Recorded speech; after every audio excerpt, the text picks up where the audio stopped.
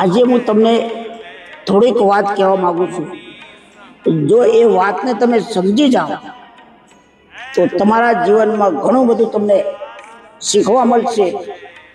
તો જ્યાં ડર છે ત્યાં ક્રોધ નથી. મતલબ તમે કોઈ નોકરી કરતા હોય અને કોઈ શેઠ તમને ઊંચા અવાજે બોલે તો તમે ક્રોધ નથી કરતા, પણ ઘરે તમારી પત્ની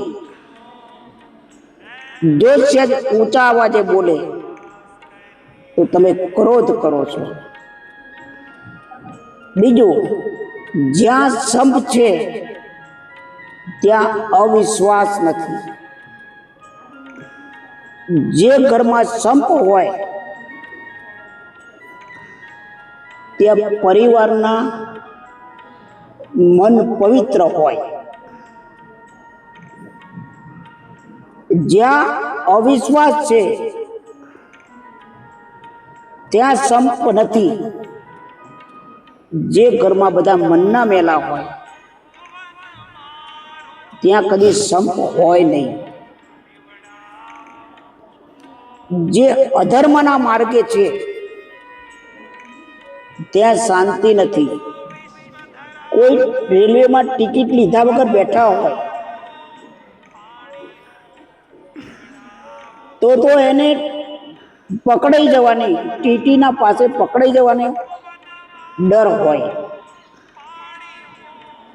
જ્યાં શાંતિ છે ત્યાં સત્ય સનાતન ધર્મ છે. જે શાંતિથી જીવે છે તે સત્ય સનાતન ધર્મને માને છે.